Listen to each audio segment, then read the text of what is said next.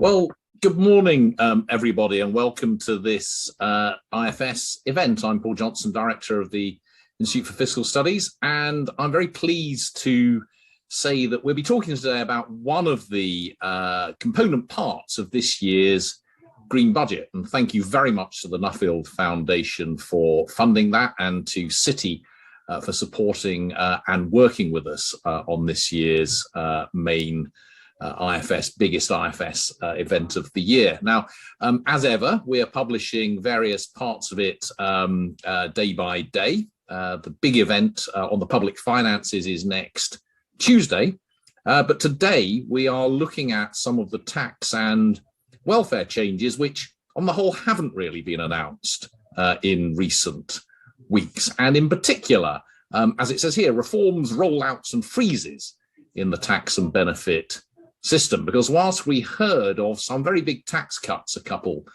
of weeks ago, we didn't hear so much about what's turning into some very, very big tax rises. So the freezes to the income tax allowances and thresholds, which Rishi Sunak announced back in March 2021, have turned into a much, much bigger tax increase than intended, because of course inflation is much higher. But that is by no means all that we'll be talking about today. There are a lot of other elements of the tax and the benefit system which have been frozen for a period of time, some of them for a very, very long period of time, which are changing the shape of the system and changing its generosity really quite significantly, and often in quite unplanned ways. So today, Tom Wernham, who is one of the authors of this chapter alongside Tom Waters, will be going through the key points from this paper.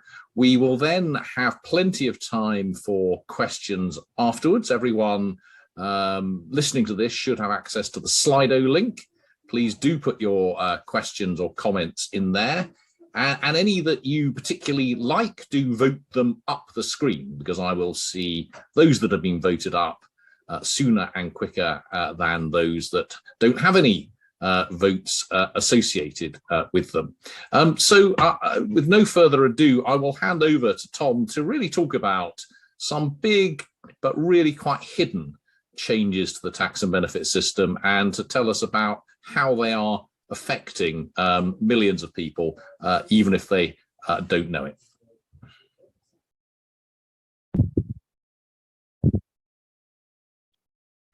Okay, thank you, Paul, and good morning, everybody. So just as Paul said, today I'm going to be presenting findings from our Green Budget chapter on reforms, rollouts and freezes in the UK tax and benefit system. Now, just as Paul said, the tax and benefit system is currently set to undergo some quite significant changes over the next few years, as well as the big headline announcement to tax. Various reforms to the benefit system are being gradually rolled out over time. Meanwhile, high inflation means that freezes to various tax thresholds and benefit amounts are gradually changing the shape and scale of the tax and benefit system by stealth. And of course, there may be more change on the horizon. There's been debate in recent days over the possibility that the government might choose not to uprate many benefits by inflation next April. But in this presentation, I'm going to be focusing on all the changes which are part of the government's declared plans at the moment, and I'm going to talk about the impact of them on household finances, and then talk about some policy recommendations that we have in light of these findings. So to start with, let's have a look at how the personal tax and benefit system is set to change over the coming years. Well, in terms of headline announcements, we've got a couple of big personal tax changes. So the abolition of the planned health and social care levy and the reversal of the recent temporary national insurance rise through which that was being phased in. And that is, of course, coming in just next month, as was announced recently in the mini budget. And then secondly, we have the 1 pence cut to the basic rate of income tax, which has recently been brought forward a year to 2023-24. Of course, one big announcement we're not going to be talking about today is the abolition of the additional rate of income tax, since the government recently announced it would not be going ahead with that policy. So that's tax, but there are also various reforms to benefits planned. But unlike the tax plans, these reforms are more gradual. They're being rolled out over time, so the number of people affected is incrementally increasing. So I've listed some of them on the screen. I'm not going to talk about them in detail, but the biggest two are the top two. So the replacement of 6 legacy benefits with universal credit. Everyone's due to be moved over by end of 2024, according to the current timetable. And the second biggest one is the 2-child limit for tax credits and universal credit. And by this policy, for families' third and subsequent children, they don't receive any more uplifts to these benefits, which they would do with their first and second children. And that's being rolled out because it only applies to third and subsequent children born after April 2017. So they're all the explicit policy changes that are planned for the coming years. But as well as those, as Paul alluded to, there are various changes that are coming in much more subtly through freezes to various parameters of the tax and benefit system. And what do I mean by that? Well, by default, many tax and benefit parameters rise by some index. It might be RPI in the case of duties, CPI in the case of tax thresholds or benefits, or it might be average earnings in the case of pension credit or the state pension. Now, the purpose of uprating in this way is to ensure that these parameters keep some meaningful real value over time. For example, in the absence of big policy changes, the government might want to ensure that benefits confer the same purchasing power to households from year to year, or that the living standards of pensioners keep pace with those of the working age population on average as they change over time. But while many parameters are uprated in this way, some are not. They are frozen either temporarily because of recent policy announcements, or even indefinitely, meaning their real values can change quite significantly over time. So let me just give you a few examples. There are a huge list of examples I could give you, and you'll find a longer table in our report, but I'll just talk about a couple. So on the tax side, the biggest ones are the freeze to the income tax personal allowance and the higher rate threshold, which were announced last year or put in place last year, and the freeze to the national insurance primary threshold, which came in this year after it was increased to align with the personal allowance. So these are all temporary freezes which are due to come to an end in 2025, but there are also various tax thresholds which are frozen indefinitely over time. On the benefits side, just some examples here include the benefits cap, which was frozen in 2016, and that limits the overall amount of most benefits that some families can receive. It also includes child benefit taper thresholds, which I'm going to talk about in a little bit more detail later on. And another one is the Christmas bonus, which is a £10 nominal payment which goes to recipients of some pension and disability benefits. And this was set at £10 in 1977. And if it had kept its real value over time as prices increased, it would be worth around £50 today. And indeed, if the first time the Christmas bonus was introduced as a discretionary policy at the beginning of the 70s, also at £10, if that had kept its nominal value, it would be worth over £100 today. So that just goes to illustrate how when we have periods of high inflation, these freezes, or when freezes last for a very long time, these freezes can have quite significant effects. So that's a sort of a broad summary of some of the changes we're expecting. But what I'm now going to do is go into a little bit more detail on a couple of them, in particular focusing on freezes, to show you just how significant these can be in changing the shape of the tax and benefit system. So let's start with income tax thresholds, and in particular the personal allowance, which is the level of earnings beneath which people don't have to pay income tax. So this determines the proportion of adults who are taxpayers. So what I'm going to do is plot the proportion of adults who are taxpayers over time since 1990. And what we can see is that this year we expect around 63% of adults to pay income tax, which is fairly high by historical standards, but certainly not the highest it's ever been.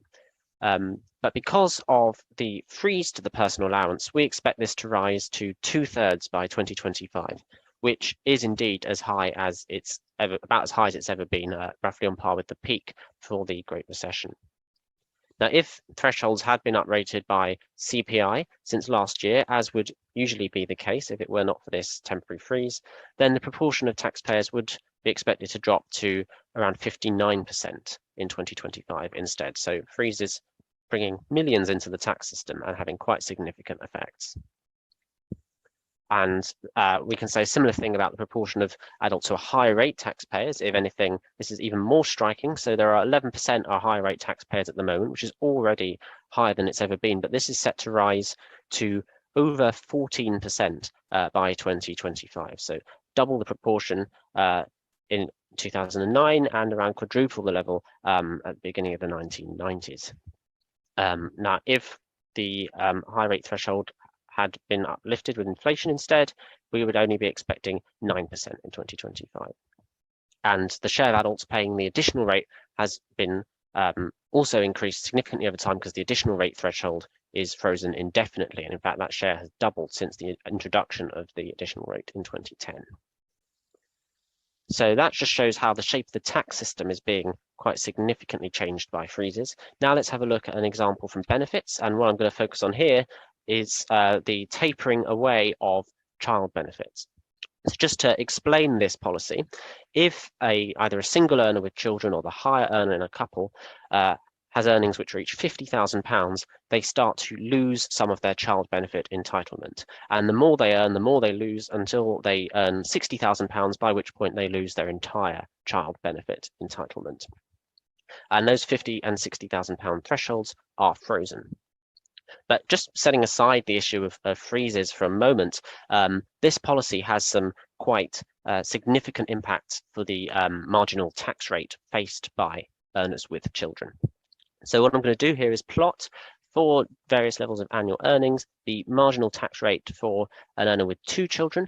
And the marginal tax rate here says for each additional pound this earner earns, what proportion is lost either to taxes or to the withdrawal of child benefit. And what we can see is that for earnings of, say, £45,000, the marginal tax rate is 32%.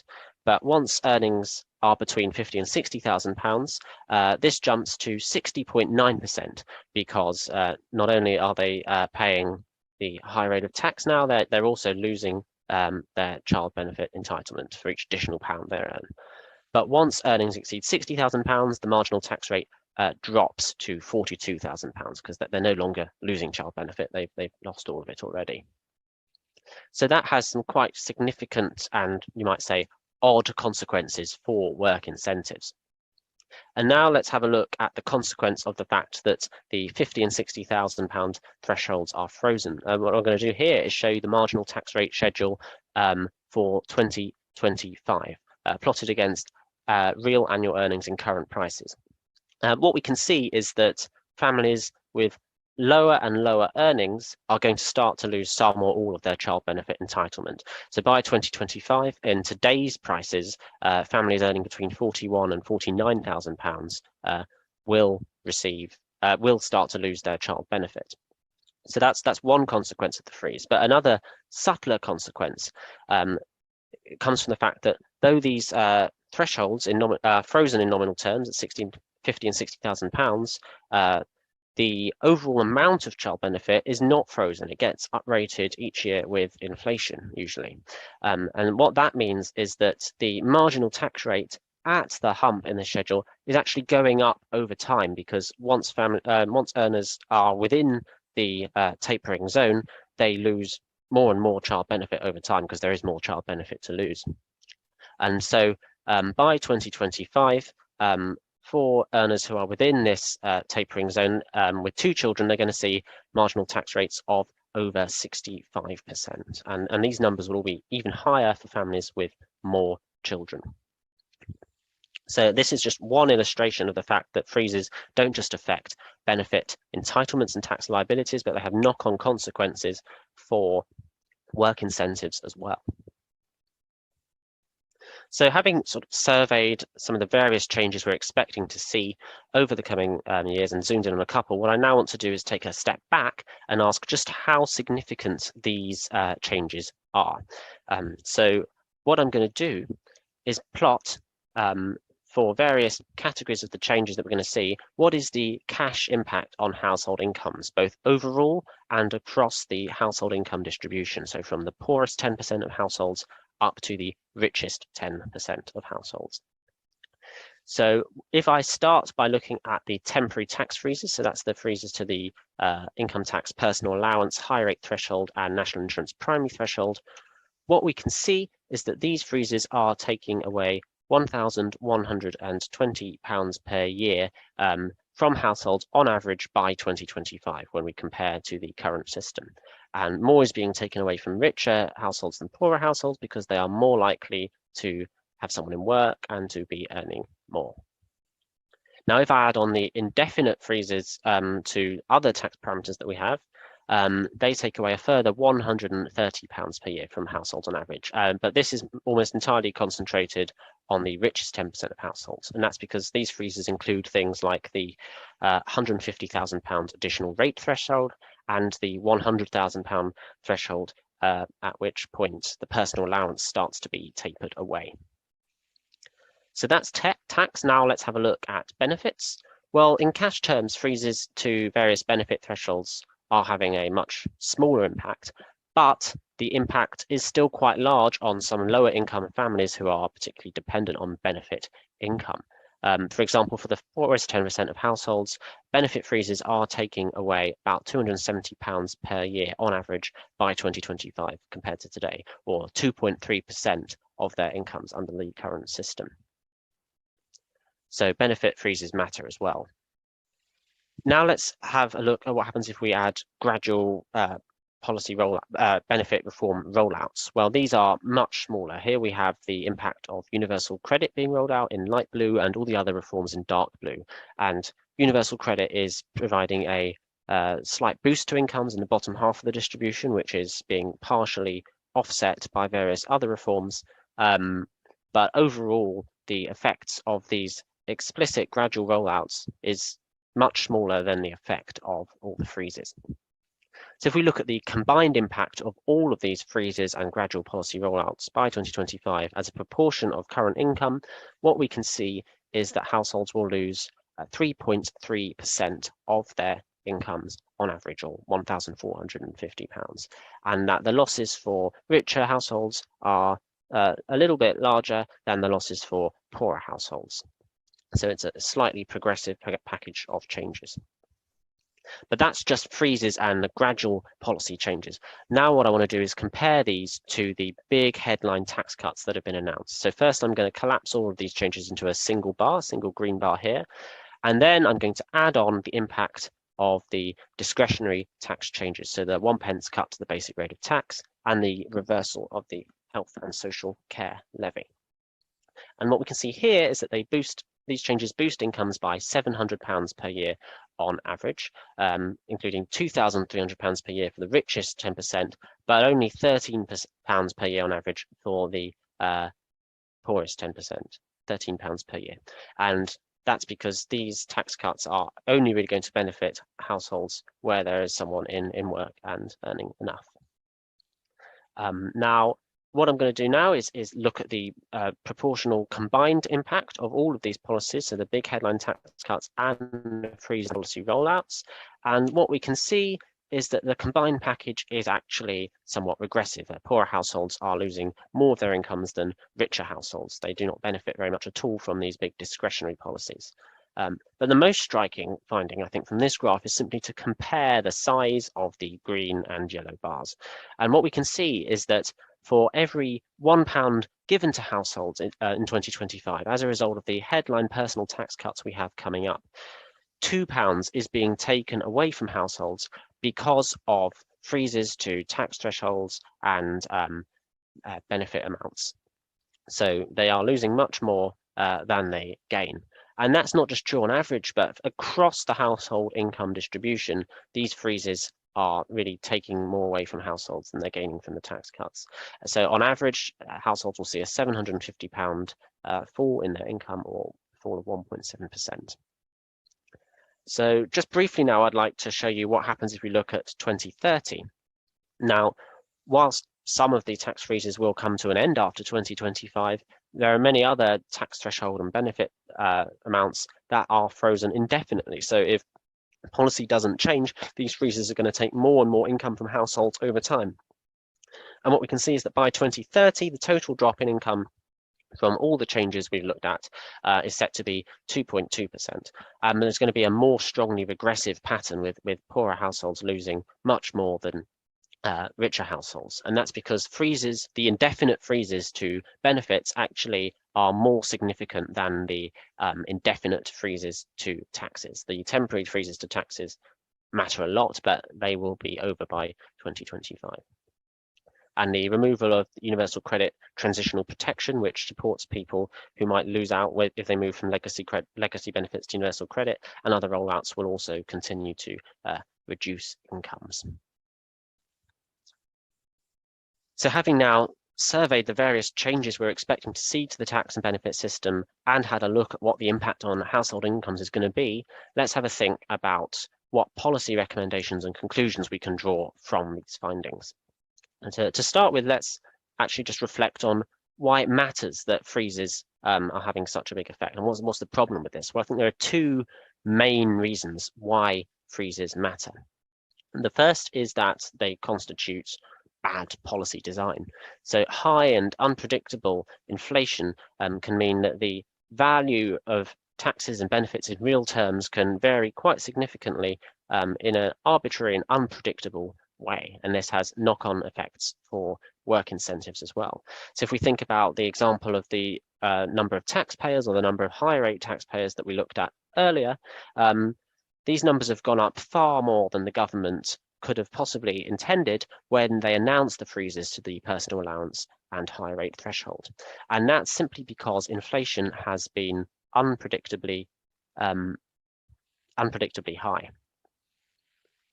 And then the second reason is that freezes constitute really a stealthy way of changing the tax and benefit system. They allow the government to make these big changes relatively unnoticed. Often the media and the public won't be aware that they're going on or won't be focusing on them. And this is bad for transparency and public debate, especially when we're talking about such significant changes. And the fact that these freezes really overwhelm the more headline tax cuts, which have received a lot more attention. Just think about the example of benefits which are uprated, as many are, the fact that the government might choose to deviate from that policy of maintaining the real value of these benefits next April, even the possibility that they might consider that has attracted huge debate and huge scrutiny, and we'll have to see what decision they make. But compare that debate and scrutiny to the benefit cuts that are already on the cards and plan to happen through these freezes, which receive comparatively little attention. So this mechanism of essentially avoiding public attention on these quite significant policy changes is not a healthy one for good policy making. So in light of that, our core recommendation is quite simply to, by default, uprate all parameters by a sensibly chosen index. Of course, the government needs to be able to vary the size of the tax and benefit system, but it should need to do so by explicit policy decisions to deviate from the some meaningful real value which they choose, rather than relying on these sort of stealthy and unpredictable freezes instead. Now, exactly what index to use, that is a political decision. They could use earnings if they want these thresholds to keep track of the earnings distribution, or they could use prices if they want these thresholds to maintain their real purchasing power over time. And whether to use one or the other or some combination, that's a political decision. But simply sticking with a fixed nominal value allows these values to change arbitrarily over time and can't be the right thing to do. Beyond that, we have a couple of more specific recommendations. I suppose one is that RPI should not be used as an index. RPI is a false measure of inflation. It overestimates it, and it doesn't make sense to uprate things by the change in prices plus some systematic statistical error every year. So the practice of using RPI to uprate duties in particular should stop. And another specific recommendation we have is that related parameters in the tax benefit system should be uprated by the same index. For example, the benefits cap should be uprated by the same index as other benefit entitlements, so that we don't have a situation as we do at the moment where the cap is affecting more and more families over time and really changing the shape of the benefit system there. And similarly for income tax thresholds, it makes sense for all of those to also be uprated by the same value each year. So we don't have people creeping up the system into the tax and into high rates of tax in an arbitrary and unpredictable way. So that really concludes what I wanted to talk about in this presentation, but just to summarize, the shape of the tax and benefit system is being changed quite significantly by parameter freezes, and these freezes are much more than offsetting the impact of big headline announcements that we've got coming up over the next few years. And this practice of changing the tax and benefit system by freezing is bad policy design and bad for transparency. Okay, so thank you very much, and I'm going to hand back to Paul to host the questions. Thank you very much, Tom. And I think the other Tom is going to come on screen as well. Well, as all of you watching will have seen, there is an enormous amount of action in the tax and benefit system, or inaction, perhaps I should say, which results in a remarkable amount of change over time. Some of it, I think, intended. I'm not clear that all of it is intended, and the consequences for the shape of the system really are very significant. So we've got a number of questions coming in, actually some rather interesting ones here. So actually the first one on my list is one we were discussing just earlier this morning. With universal credit, can the government now adjust thresholds more often than annually, and should they do so?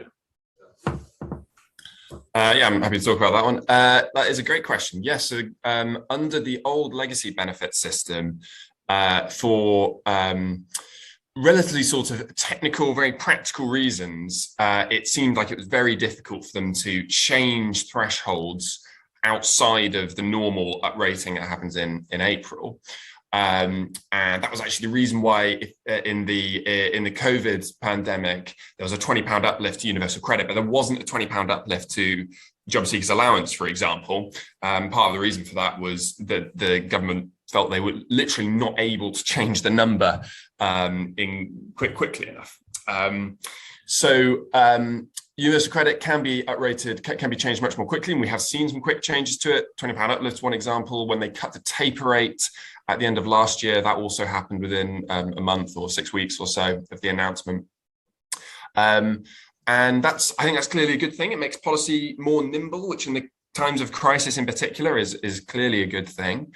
And as the question suggests, it also opens up the possibility for uprating more often. So rather than having annual uprating, we could have monthly uprating. And that would, I think one advantage of that would be that if you're in a situation where prices are changing very rapidly, like we are now, where inflation's changing very rapidly, it would do better of keeping benefit entitlements, kind of keeping track with prices. Whereas what we have at the moment is in the April of 6 months ago, benefits only went up by 3.1% because they were using a lagged measure of inflation, whereas then obviously inflation rose a lot, and so that 3.1% looked pretty low compared to the actual change in prices. If we had this, monthly uprating or something, that would basically never be a problem. Again, benefits would be able to keep up pretty quickly with the change in prices. So I think that would be certainly something worth considering for the government. I guess that the only question I can think of the only kind of question mark in my head would be whether or not it would be easily understandable by claimants, whether they, at the moment they kind of get the same amount every month if their circumstances don't change until an April uprating, whereas here it would be changing every month, like whether or not that could cause some difficulty in planning. But my suspicion is it probably would be a good idea, and certainly one worth thinking about. And certainly when inflation is so high, I think these things are particularly helpful to move quickly. It really does remind me of things when I was an undergraduate in the 1980s, reading about these policy issues in the 1970s, when inflation was very high, and the consequences for poverty in year of not increasing benefits in year was really very striking. Can you say a bit more about the benefit cap and how it's impacted, how many people it's hit, how much since it was introduced? Yeah, I can talk a bit about that. So when the current rates of the benefit cap were last updated in 2016, only about 70,000 families were actually affected. But because the cap has been frozen over time, that's risen to around 120,000 today.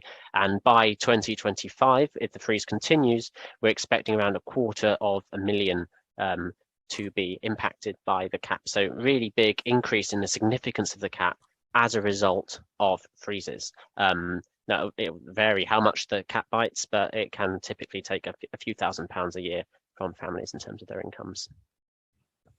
Thank you. The next question I'm going to take, because I think it's a lovely question. Threshold freezes are a base widening measure, so could support a broad-based low-rate approach. Surely there's an economic value to such an approach, given theory on the deadweight loss of tax. It's one of these.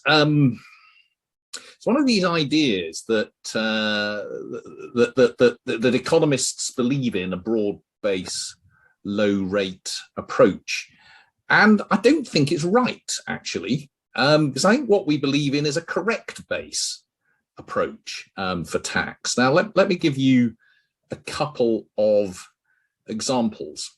So if we think of corporation tax, for example, at the moment, we actually have a relatively broad base, but the problem is that broad base means that we are taxing normal returns to investment and therefore reducing investment.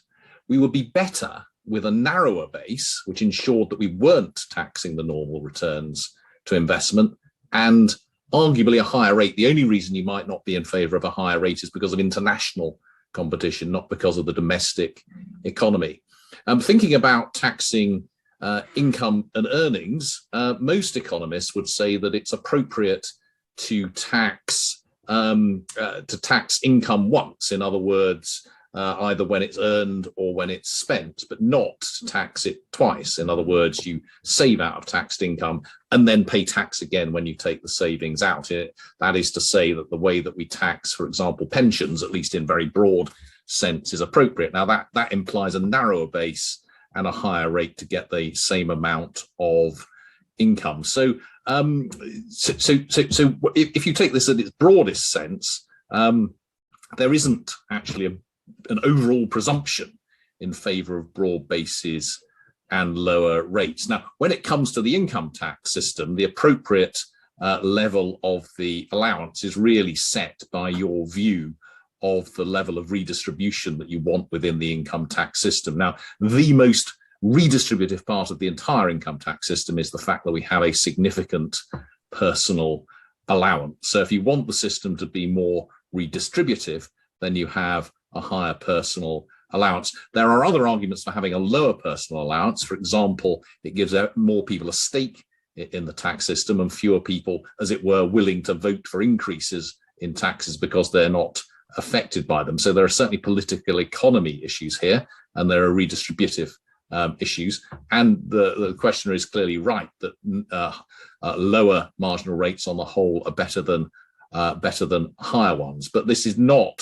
There isn't a straightforward presumption in economic theory of taxation in favour of lower rates and broader bases. And when it comes to income tax, it's very much a trade-off with respect to how much redistribution you want to do. So thank you for that question, because I do think that's a very interesting and very important issue. Right, I'll shut up. Impacts by gender. Tom, did you do analysis of how this impacts by gender? We didn't look specifically at the question of gender. The one related bit of analysis we did do was to look at the impacts of freezes by family type.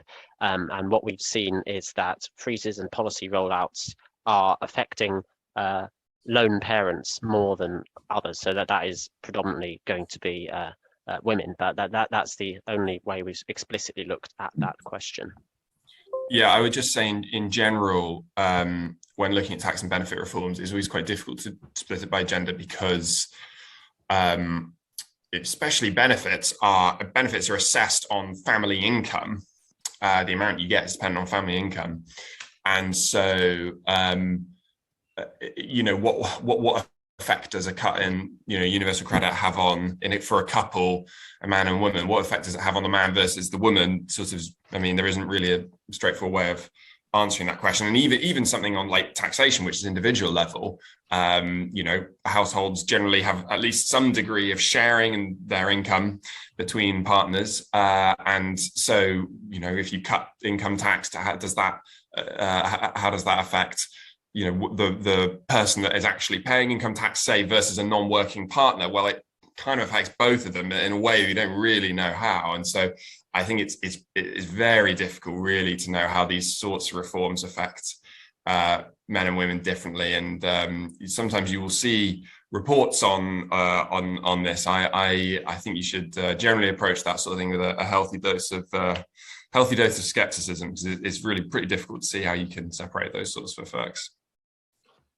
Indeed, I think Tom Wernham's point that very often benefit changes, particularly when they're affecting children, given that quite a large fraction of families with children on benefits are lone parents who are overwhelmingly female-headed, will in that sense have more of an impact on women.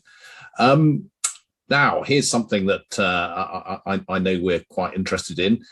Headline rates and parts of benefits like the local housing allowance have also been repeatedly frozen in the last decade. What sort of impact have those freezes already had?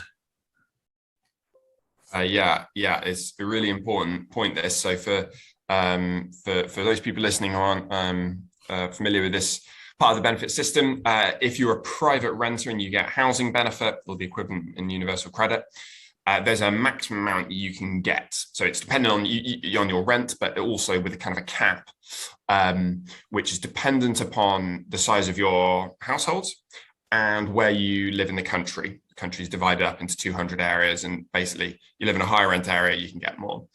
Now, back in 2011, those caps were all set at the 30th percentile of local rent. So someone whose only income was through the benefit system, they could cover their rent if they lived in one of the cheapest 30% of properties, basically. But then through a kind of a combination of uprating these things by inflation or by 1% or by freezing them for a long time, that sort of link to local rents, the 30th percentile of local rents, was broken. And basically, the amount you could get was dependent upon local rents back at the beginning of the decade, which doesn't really make any sense, to be honest. If you're going to link it to local rents, you should link it to local current rents. In the COVID pandemic, they restored the 30th percentile link, which I think makes sense. If we're going to have a system which gives you more for living in a high rent area, it should be currently a high rent area, not a high rent area 10 years ago.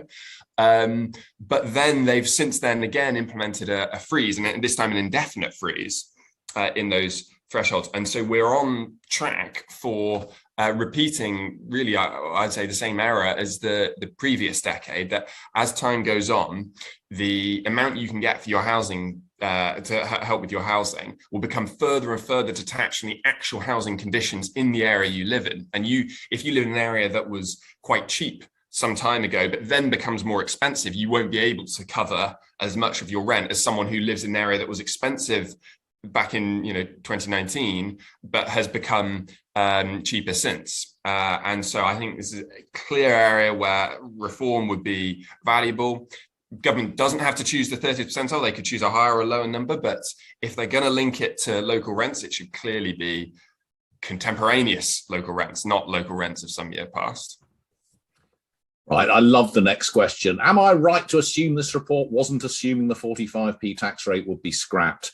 I don't think the Chancellor takes enough interest in the negative externalities he creates by announcing tax changes rather frequently and rather close to the point at which we're intending to produce reports. I think it's fair to say the first version of this report didn't assume it would be scrapped. The second version did assume it would be scrapped, and the third version didn't assume it would be scrapped, given the way that policy has changed over time. So the report has been updated not to include the scrapping of the 45p tax rate. I think it is, in the context of the 45p tax rate, it is interesting that the policy that was announced was to scrap it.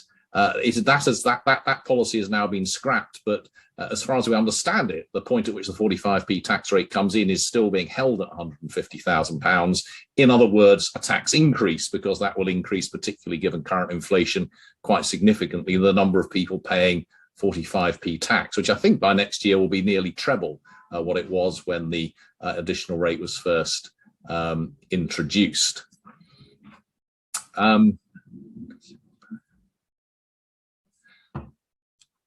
So the question, I'm afraid the next one from SH, whoever put that might want to clarify the question. I'm not clear I'm following that on Slido. They're broadly regressive tax benefit freezes to 2030. Is this an indication of a trickle-down approach from government, or more just an unintended consequence? I mean, Tom Wernham, do we think that what's happening is unintended over the next few years, or do you think it's actually deliberate policy? I mean, I guess there's a degree of speculation in that. Indeed. Well, I think the government is well aware of the effect freezes has in general, and that it can save money from a public finances perspective by freezing benefits or freezing tax thresholds. So to that extent, it is deliberate, but the way in which it's not deliberate is just the size of these effects, because that depends on inflation, and that might not matter so much if inflation is stable over time. But since inflation has been so volatile and so unexpectedly high recently, the impact of these freezes has been much bigger than would have been envisaged just like a year ago. So the fact of the freezes is deliberate, and the direction of the effect, but not the size of the effect, I think would be a way of putting it. Yeah, I think that's a crucial distinction. That I mean, for example, the freezing of the personal allowances originally expected to raise 8 billion, now expected to raise 30 billion. That's the personal allowances and tax thresholds. It was obviously an intentional policy, but it wasn't intended to raise anywhere near as much as it did. So these things vary according to inflation. I think there are some other odd bits about indexation in the system which are deliberate. So, for example, it's very there is a degree of irrationality about the triple lock to the basic state pension, which means that it goes up basically essentially by something close to a random walk, which certainly offends our sense of logic and transparency. On the other hand, if you think that the basic state pension should be higher than it is, and you think that's the best way of achieving it, then maybe that's more comprehensible. So there's a question here from Peter S. The higher marginal tax rates, 40% child benefit withdrawn, so can be avoided by putting money into a private pension. What impact does the increase in private pension funds due to labour force activity of the over 55s? Well, there's two quite separate questions in that. One is, do we have any evidence that these higher rates make a difference to private pension saving? And the other is, do we have any evidence that private pension saving makes a difference to retirement behaviour? Now, I think I'd fair to say that Tom and Tom, whilst we've done work on this, you're not the two people here who have done work on this. Is that fair? Yeah, that's fair.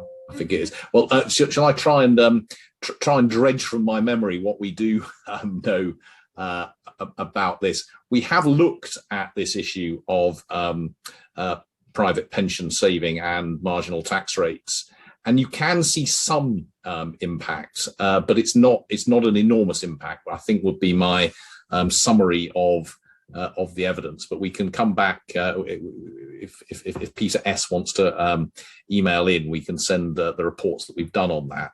On retirement incentives, we've done an awful lot of work on what drives retirement incentives, and that's something that's clearly changing over time as we move from defined benefit to defined contribution pensions. It seems pretty likely, and indeed one can see evidence of this, that the move from defined benefit to defined contributions is one of the things that has, at least until the last year or two, been behind the increase in effective retirement ages, because the consequences for people with defined contribution pensions of withdrawing them early are very obvious over a longer period of time. If you go back 20 years or so, a lot of defined benefit people with defined benefit pensions were able to access those early and without much in the way of reduced pension. That's less evident now, but again, the generosity on average of defined benefit schemes is so much higher than the generosity on average of defined contribution schemes that it's the move from the one to the other is increasing the numbers of people staying in work. Next question. Yeah, so here's the $6 million question. How would you get politicians to uprate parameters by a sensibly chosen index? To which I suppose the answer is in part producing reports like this and helping people to understand that the consequences of not doing things by a sensibly chosen index are really quite substantial. On the other hand, some of those consequences are clearly intended by politicians because they're untransparent and they raise them significant amounts of money in a relatively painless way. But would either of you got any thoughts on whether we can do more to create sense in the indexation system? I mean, one thing we mentioned in the report is how over the past decade, a lot of kind of new parameters to the system that have been added have been added and been by default have been frozen. So the child benefit taper thresholds that Tom talked about at 50 and 60, pensions allowances, benefit cap, 150,000 threshold for additional rate, £100,000 threshold for personal allowance, and there's more. A lot of the recently added ones have been by default frozen. I actually slightly struggling to think of the parameter that's been added that hasn't been by default frozen. Probably there is one. And so I suppose there's something to be said, I think, for when one of these things is added, for people who write about this stuff making a little bit of a noise about, well, what is the government's plan for rating this in the future? And if the plan is to keep it constant forever, pointing out that has some pretty undesirable consequences, because that's how a lot of these freezes really, these freezes really bite, is that it doesn't matter so much from 1 year to the next. It matters if they're frozen for 10 years or, in Christmas bonus, Tom pointed out, getting on for 50 years. So I suppose that would be one thing, but in general, it's sort of producing the analysis and running these sorts of events, I guess, is our main route to doing that kind of thing. We do our best. I think one of the things I discovered as we were doing this work is that if you look a little bit further back in history, you can see that the dog license, which was abolished in the mid-1980s, was frozen at 37.5 pence for a century or thereabouts. Actually, it was rounded down from 37.5 pence to 37 pence when the halfpenny was abolished in the early 1980s. So these things can go on for an extraordinarily long time. The £10 Christmas bonus, which when I think it was first introduced, was set equal to the basic state pension and is now only a tiny fraction of it, is another absurd example, as is the 25 pence increase that you get when you hit 80 on your state pension. So these things can become deeply absurd if they're frozen for long enough. There's a question here about from Andrew Anderson about what we've assumed about freezes up to 2030, and I think it's fair to say that where there are have been indefinite freezes, like to the additional rate threshold or the benefit cap, we've simply assumed that they've carried on. Is that right? Yeah, that's correct. You can see a list in the report of the freezes we've looked at. But in general, in all cases where something is indefinitely frozen, we have just assumed that's going to remain the case. So there haven't been announcements that they're going to continue to be frozen, but that is what is going to happen unless the government makes an explicit decision otherwise. I think this question does raise a sort of interesting point. Perhaps the 2030 graph looks a little bit more questionable than the 2025 graph, in that when things are frozen, eventually the government has to step in and make a big change. If it's a big policy, obviously, if it's the Christmas bonus or the dog license, perhaps they don't. But leaving big components of the welfare system or the tax system frozen forever just isn't feasible. So the government has to make these big changes, and that also has some quite silly consequences or distributional consequences. For example, inheritance tax bands tend to get uprated by a big lump amount every few years, and whatever your view on what inheritance tax should be, surely you shouldn't have to pay tens of thousands of pounds more or less tax just because of the day your parents die on it. It just doesn't make sense. So this point about looking over the long term, it freezes mean there's huge uncertainty about what is going to happen to these parameters, because the government is going to have to make changes eventually, but we don't know what changes or when. Yeah, I think that's a really important point. It's not just true of the benefit system, as I say, as we've as Tom has said, some of the tax parameters now have been fixed for 12 years. The point at which the additional rate bites, the point at which the personal allowance starts to get to be taken away, and for something like 7 or 8 years, the point at which child benefit starts to be taxed away. We don't know whether those are ever going to be changed. And if they're not changed for 10 or 20 years, the shape of the tax system changes really quite remarkably.